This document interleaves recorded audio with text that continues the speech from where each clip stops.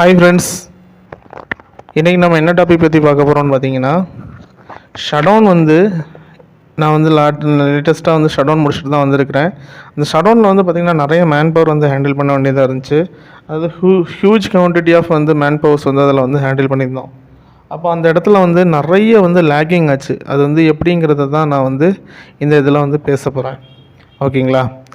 வீடியோக்குள்ளே போகிறதுக்கு முன்னாடி நம்மளுடைய சேனல் நீங்கள் இது வரைக்கும் சப்ஸ்கிரைப் பண்ணாமல் இருந்தீங்கன்னா சப்ஸ்கிரைப் பண்ணுங்கள். பக்கத்தில் இருக்கக்கூடிய பெல் ஐக்கானை கிளிக் பண்ணி ஆளுங்கிற பட்டனை கிளிக் பண்ணுங்கள். அப்போ தான் நான் போடக்கூடிய வீடியோட நோட்டிஃபிகேஷன்ஸ் உங்களுக்கு கிடைக்கும். வாங்க இப்போ நம்ம வீடியோக்குள்ளே போகலாம். இப்போ நம்மளுடைய வீடியோஸில் பார்த்தீங்கன்னா நான் முன்னாடி போட்டிருப்பேன். நீங்கள் ஐலண்ட் கேஸ் இண்டஸ்ட்ரீஸ்குள்ளே நீங்கள் என்ட்ரி ஆகுறீங்கன்னா இந்த ஷடவுன் ஒரு கரெக்டான ஒரு இதாக இருக்கும். அதில் நீங்கள் என்ட்ரி பண்ணுங்கள். அதில் உங்களுக்கு நிறைய நாலேஜ் கெயின் ஆகும்னு சொல்லியிருப்பேன். ஆனால் இந்த ஷடவுனில் பார்த்தீங்கன்னா நிறைய புது பசங்க வந்திருந்தாங்க. எல்லாம் பார்த்திங்கன்னா 3 வருஷம் 4 வருஷம் எக்ஸ்பீரியன்ஸ்னு சொல்லியிருந்தாங்க. ஒரு பேசிக்கான ஒரு நாலேஜ் கூட அவங்கள்ட்ட என்னால் கெயின் பண்ண முடியல. அது எப்படின்னு பார்த்தீங்கன்னா, ஒரு ஒரு செக்லிஸ்ட் ஃபில்அப் பண்ண சொல்லியிருந்தோன்னா அந்த செக்லிஸ்ட்டில் என்னென்ன கொடுத்துருக்காங்க. இப்போது என்ன சொல்கிறது, இப்போ ஃபைனல் ஒரு ஃப்ளாஞ்சை பாக்ஸப் பண்ணுறோம். அந்த பாக்ஸப் பண்ணும்போது பார்த்திங்கன்னா அதில் கொடுத்துருக்கக்கூடிய இதுக்கு ஆன்சர் அவங்களால ஃபில்அப் பண்ண முடியாமல் இருக்காங்க. இவங்க கியூசியாக இருக்காங்க. சரி, கியூசி தான் இப்படி இருக்காங்கன்னு சொல்லிட்டு எக்ஸிக்யூஷனில் கேட்டாச்சுன்னா எக்ஸிக்யூஷன் அதோடைய மேலே இருக்குது. ஓகேங்களா? லார்ஜ் குவான்டிட்டி ஆஃப் பீப்புள்ஸ் பார்த்திங்கன்னா அவங்க ஷடவுனுக்கு மேன் பவர் வேணும், யாரையா வச்சு மேய்க்கணும்னு சொல்லிட்டு கூட்டிகிட்டு வருது. இதை நீங்கள் நல்ல ஒரு ஆப்பர்ச்சுனிட்டியாக பயன்படுத்திக்கலான்னு பட்சத்தில் உங்களுக்கு அது நீங்கள் ஷடவுன் போயும் உங்களுக்கு பிரயோஜனம் கிடையாது. அப்போ நான் ஷடவுன் போயிட்டுருக்கும்போது ஒரு பையன்கிட்ட பேசிகிட்டு இருந்தேன். அந்த பையன் என்ன சொல்லிகிட்டு இருந்தான்னா, நான் இது வரைக்கும் ஒரு 3-4 ஷடவுன் போயிருக்கிறேன்னா, இது வெளிநாட்டிலையும் நான் ஷடவுன் போயிருக்கிறேன். சரி, நீ என்ன கற்றுக்கிட்டேன்னு கேட்டாச்சுன்னா அவனுக்கு எதுவுமே தெரிய மாட்டேங்குது. அப்போது எனக்கு ஒரு பர்மனெண்ட்டான ஒரு வேலை இல்லை, ஒரு லாங் டேர்ம் ஜாப் எடுக்க முடியல. அப்போ நான் எவ்வளோ நாள் இங்கே போகிறது, இங்கே பார்த்திங்கன்னா என்னை வேறு மாதிரி வேலை வாங்குகிறாங்க. அப்போ நம்மளுக்கு என்ன தெரியும், நம்ம என்ன பண்ணியிருக்கிறோம், நம்ம எப்படி அதை டெலிவரி பண்ணுறோம், இதெல்லாம் வச்சு தான் நம்மளுக்கு ஒரு வேலை கிடைக்கிறதும் கிடைக்காமல் இருக்கிறதும்.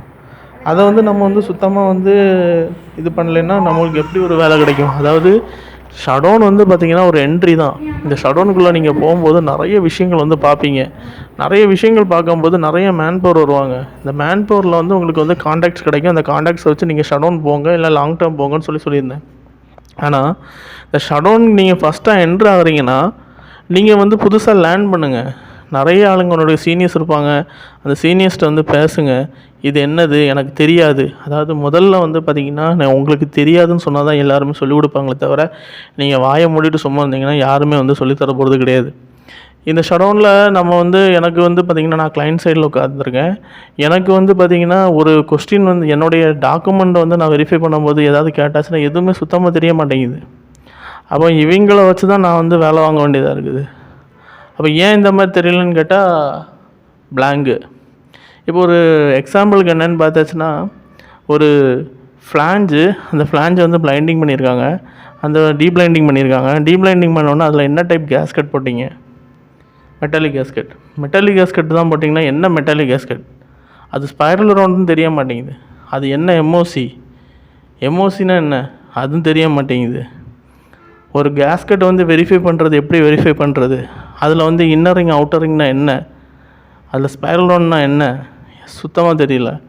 அப்புறம் ஒரு போல்ட்டை பார்த்திங்கன்னா அந்த போல்ட்டில் பஞ்ச் மார்க் இருக்கா, அது எப்படி இருக்குது, அது என்ன டைப் போல்ட்டு, 0. இதுக்கப்புறம் பார்த்திங்கன்னா இதை விட ஒஸ்ட்டான இது என்னென்னு பார்த்திங்கன்னா டார்க்கிங் வேல்யூ. எங்கள் இதில் பார்த்திங்கன்னா எங்களுக்கு டார்க்கிங் வேல்யூ 30, 60, 100. ஓகேங்களா? அந்த 30, 60, 100க்கு என்ன எழுதியிருக்காங்கன்னா, நம்ம டார்க்கிங் வேல்யூவை 30% ஃபஸ்ட்டு, 60% ஃபஸ்ட்டு, ரெண்டாவது லாஸ்ட் நம்ம 100% பண்ணுவோம். இந்த மாதிரி வேல்யூ எழுத சொன்னால் அவன் 30% அதே இதுலேயே 30%, 60%, 100%. இது என்ன எழுதியிருக்குன்னு கேட்டாச்சுன்னா, ஃபஸ்ட்டு 30% போல்ட்டை டைட் பண்ணுவோம், அதுக்கப்புறம் 60% போல்ட்டை அடுத்து டைட் பண்ணுவோம், அதுக்கப்புறம் 100% போல்ட்டை டைட் பண்ணுவோம். இதுதான் ஆன்சர். ஹைட்ராலிக் டார்க்கிங்கும் மேனுவல் டார்க்கிங்கும் என்ன டிஃப்ரென்ஸு, என்ன பண்ணியிருக்கீங்கன்னு கேட்டால் அது எல்லாமே ஒன்று தானேங்க. ஹைட்ராலிக் அதாவது ஒரு சின்ன ஒரு 7/8 போல்ட்டுக்கு டார்கிங் வேல்யூ வந்து 366 நியூட்டன் மீட்டர். இந்த 366 நியூட்டன் மீட்டரை வந்து ஹைட்ராலிக் மிஷினில் அடிக்கணும்னு சொல்கிறேன். அங்கே போய் பார்த்தாச்சுன்னா ஃபீல்டில் வந்து என்ன பண்ணியிருக்காங்கன்னா ஹேமரிங் பண்ணியிருக்காங்க. ஹேமரிங் பண்ணி டைட் பண்ணியிருக்காங்க. என்கிட்ட சொன்னது என்னதுன்னா டார்க் ரேஞ்ச் வந்து சின்னதாக இருக்குது, இப்போ பெருசாக இருக்குது, இதில் வந்து நாங்கள் வந்து ஹைட்ராலிக் டார்கிங் பண்ணியிருக்கோன்ட்டு. அங்கே ஃபீல்டில் பார்க்கும்போது தான் தெரியுது அதில் வந்து பார்த்திங்கன்னா டார்கிங்கும் பண்ணல, அவன் வந்து ஹைட்ராலிக் டார்கிங் பண்ணல, அவன் வந்து ஹேமரிங் பண்ணி வச்சுருக்கான். இந்த மாதிரி வந்து பார்த்திங்கன்னா நிறைய கன்ஃபியூஷன்ஸ் வந்து ஷட்டவுனில் வந்து வரும். இது எல்லாத்தையும் வந்து நம்ம வந்து ரெக்டிஃபை பண்ணி தான் பிளான்ட்டை வந்து ஹேண்ட் ஓவர் பண்ண முடியும். இந்த ஒர்க் எல்லாமே ரீஒர்க்கு. ஹேமரிங் பண்ணக்கூடிய இடத்துல வந்து சில இடத்துல வந்து அக்செப்டபிள் கிடையாது. ஓகேங்களா? இதே கல்ஃபில் போனீங்கன்னா உங்களுக்கு வந்து ஹேமரிங் வந்து அலோடே கிடையாது. 100% டார்க்கிங். அது வந்து ஹைட்ராலிக் டார்க்கிங்னா ஹைட்ராலிக் டார்க்கிங், டென்ஷனிங்னா அந்த டென்ஷனிங் பண்ணி தான் கொடுக்கணும். 100 இந்த மாதிரி நிறைய லேக்கிங் வந்து இருக்குது.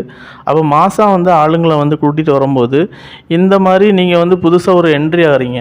அப்போது அந்த பையனை பற்றி பேசிகிட்டு இருந்தேன்ல, அந்த பையன் வந்து கடைசியில் என்ன சொன்னான்னா, நான் இல்லைண்ணா வேற ஒரு கம்பெனியில் வேலைக்கு போனேன், அந்த கம்பெனியில் வந்து பார்த்திங்கன்னா 4000 6000 சம்பளம் தந்துருந்தாங்க, அதுக்கு நான் வேலை பார்த்துட்டு இருக்க முடியுமாண்ணா, அதனால ஷட்டவுன் பண்ணேன், 45,000 50,000 வந்துச்சுண்ணா, அப்படியே நான் வந்து ஷட்டவுன் தானே போயிட்டுருக்கேன். அதே அவங்க கூடயே அதாவது வேறு செட்டு பசங்க, அவங்க வந்து பார்த்திங்கன்னா 5 வருஷம் எக்ஸ்பீரியன்ஸு, சின்னதாக ஒரு சென்னையில் வந்து ஒரு பெட்ரோகெமிக்கல் கம்பெனியில் வந்து ஆப்ரேட்டராக ஒர்க் பண்ணியிருக்காங்க. இப்போ வந்து அவன் வாங்கக்கூடிய சேலரி இவனை விட ஒரு மடங்கு அதிகம். ஓகேங்களா? க்ரோத் வந்து கிராஜுவலாக வந்து இன்க்ரீஸ் ஆகிருக்கு. ஆனால் அவனுக்கு இந்த பிளான்ட்டை பற்றி அவன் A to Z அடிக்கிறான். முதல்ல கற்றுக்கிட்டதுக்கு அப்புறம் தான் வந்து பார்த்தீங்கன்னா உனக்கு வந்து பைசாவில் நீ வந்து நோட் பண்ணிங்கன்னா உனக்கு வந்து பைசா வந்து டிமாண்ட் பண்ணி வாங்க முடியும். முதல்ல நான் வந்து கற்றுக்க மாட்டேன், எனக்கு சேலரி மட்டும் தான் வேணும்னு சொல்லியாச்சுன்னா ஒரு 6-7 வருஷத்துக்கு அப்புறம் நம்மளுக்கு வந்து எங்கேயுமே வேலை கிடைக்காது. சேம் என்னுடைய இதில் வந்து பார்த்திங்கன்னா ஒரு புதுசாக இருந்த ஒரு பையன் வந்திருந்தான். அந்த பையனுக்கு வந்து சொல்லிட்டான், நான் வந்து ஃப்ரெஷ்ஷு, எனக்கு வந்து இதை பற்றி எதுவுமே தெரியாது, சொல்லி கொடுங்க. அப்போ நம்ம வந்து என்னென்னா அவனை வந்து போட்டு இது ரொம்ப ப்ரெஷர் பண்ண முடியாது. அப்போ அவன்கிட்ட சொல்லிட்டோம், நீங்கள் வந்து பார்த்தீங்கன்னா பார்த்துக்க, உனக்கு எதாவது தெரியலன்னா கேளு. ஆனால் லாஸ்ட்டாக வந்து ஷட்டவுன் முடியும் போது அந்த பையனுடைய அவுட்புட் வந்து ரொம்ப நல்லா இருந்துச்சு. அவன்கிட்ட வந்து நிறைய விஷயங்கள் வந்து பார்த்திங்கன்னா அவன் வந்து அப்சர்வ் பண்ணியிருக்கான். ஃபீல்டில் அப்சர்வ் பண்ணி இந்த மாதிரி இருக்குது, இந்த மாதிரி இருக்குது, இந்த மாதிரி பண்ணியிருக்காங்கன்னு என்னுடைய ஃபுல் எக்ஸ்சேஞ்சரோடைய டோட்டல் இதுக்கும் எனக்கு வந்து அவன் வந்து எனக்கு ரிமார்க்ஸ் கொடுக்குறான். இப்படியும் இருக்காங்க பசங்க, இந்த மாதிரியும் இருக்காங்க பசங்க. பாசிட்டிவும் நிறைய இருக்குது, நெகட்டிவ்ஸும் நிறைய இருக்குது. நீங்கள் வந்து எதை சூஸ் பண்ண போகிறீங்க? உங்களுக்கு ஒரு சான்ஸ் கிடச்சுன்னா அதை வந்து யூட்டிலைஸ் பண்ணுங்கள், அதை வந்து மிஸ்யூஸ் பண்ணாதீங்க. அப்போ தான் உங்களுக்கு வந்து இந்த லெவல்லேருந்து அடுத்த லெவல் போக முடியும். ஓகேங்களா? இது வந்து நான் என்னுடைய ஓன் எக்ஸ்பீரியன்ஸில் வந்து நான் வந்து ஃபேஸ் பண்ண ப்ராப்ளம், அதை நான் உங்கள் கூட ஷேர் பண்ணுறேன். நீங்கள் புரிஞ்சுக்கோங்க. நீங்கள் ஃபீல்டில் ஒர்க் பண்ணிகிட்டு இருப்பீங்க, உங்களுக்கே தெரியும் நீங்கள் எந்த நிலமையில் இருக்கீங்கன்னு சொல்லிட்டு. இனிமேலாவது நீங்கள் வந்து அதை பற்றி நல்லா தெரிஞ்சுக்கிட்டு பண்ணிங்கன்னா உங்களுக்கும் க்ரோத் இருக்கும், உங்களை நம்பி வேலை தந்தவங்களுக்கும் சஃபர் ஆகாமல் இருக்கும். ஓகேங்களா? இந்த வீடியோ பிடிச்சிருந்துச்சுன்னா லைக் பண்ணுங்கள், ஷேர் பண்ணுங்கள், கமெண்ட் பண்ணுங்கள். வேறொரு வீடியோவில் சந்திக்கலாம். பாய்.